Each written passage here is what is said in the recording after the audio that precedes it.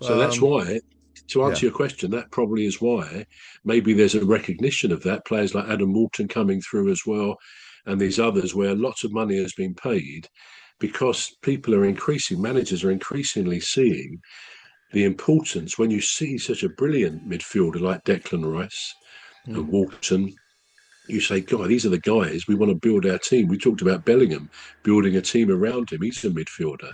And again, Mm. very much an example. How much would he go for if he wasn't being exchanged for somebody? And even then, there'd be a cash element as well. But what would he go for? To Liverpool or anywhere else, you're probably looking at 140, 150 million pounds for a midfielder. So I think it's a trend we're likely to see more of. Yeah. Very true. Yeah. It just reminds me of an analogy that I made up in my head just as he was talking. So it's not one that's commonly available. I just thought about letter writing. When you think about the conventional letter writing, where you have the introduction and then you have the conclusion, not the conclusion, but the yours faithfully. I don't know what you call it. But then you have the body of the letter, don't you? Now, these days, people with text messages and off the cliff emails sent, we don't bother about the dear whatever, the niceties. Yeah. You just think, well, right, this is what I'm gonna say. Should we meet at blah blah blah for 5:30 p.m. This is something I want to discuss with you, blah, and that's it. And in most cases, you might not even put your name at the end of it.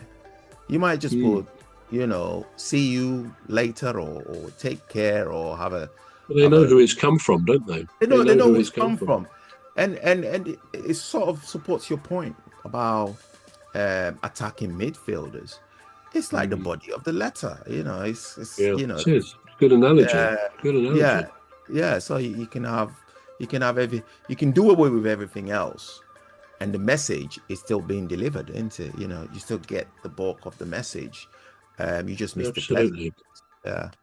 Yeah. So that's a really good point. I never thought about it that way. I just thought, you can't have a team without a goalkeeper, but obviously when you're doing five-a-side, some five-a-sides you don't have goalkeeper. You just have everybody kicking the ball, everybody trying to score. Really, yeah. Yeah, and so it's a great sort of. I used to play five-a-side, and it's a great way to play. Great way to play. Different version of football, but it's good. Yeah. Different version of football. Now, because of our time, the next one that we're going to go to is just touch on Manchester United again.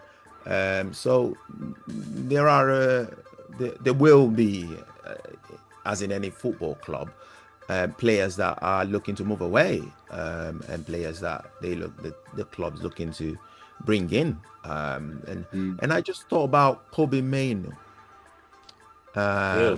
He seems to be in limbo, don't he? It's not on the pitch, it's not off the pitch. Well, he's off the pitch, but then it's not. There's nothing about a tangible movement plan for him.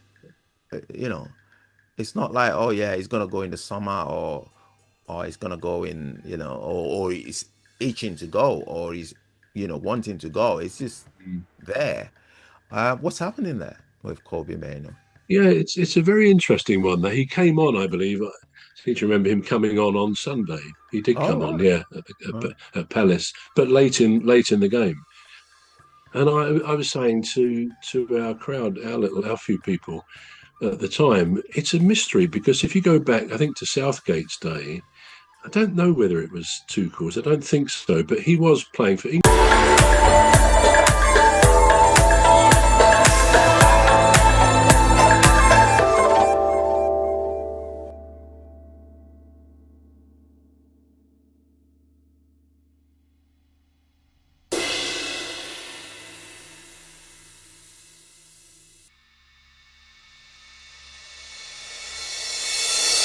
But he was playing for England. He played for England in the Euros. And I can remember thinking, he's good, this guy. He's got a future, because he's quite young, I think, isn't he? But playing for England, he didn't look out of place. He looked he grew into it, if you like, in the games, and he was a genuine international England footballer. And now this season, I don't know about last season so much, but he's clearly not part of Amorim's plans, I wouldn't think. And of course, once someone isn't playing most weeks, they don't get considered for internationals, and he's not been part of the international setup for some time. So it's a strange thing. Sometimes a player will not be part of a new manager's plans. They've seen them in the past, maybe on TV or in matches. They get there, or they see them in training. And I was reading the other day about a player at West Ham. He's quite well known, a foreign guy. I can't remember his name, but he was saying that, and he's not there now, but he was saying that when you can never forget when the previous manager there, who was the previous manager? Ten Hag? Is it Manchester? No, West Ham. West Ham. The previous manager, I think it must have been Graham. Was it Graham? Oh, probably Potter. Yeah, it could have been Potter. It may have been Potter who said it. It may have been Potter, but I think it probably was. But he said, I was shattered. He said, I thought I was playing well for West Ham, and then the manager called me in one day. I'm sure it was Potter, and he said, I thought he was going to say, oh, he's going to change my position, I'm doing well the next game. And he said, in fact, he told me I'm not part of his plans. He said, and my world crashed. And as I say, now I'm glad for him. I can't remember where, but I think he went abroad, probably back to his own country, and is playing in a team there. But he was shattered. And he was an example, because I remember him as being a good player, a good midfield player. And there are some players who seem to fall foul of a new manager. And I think Kobbie Mainoo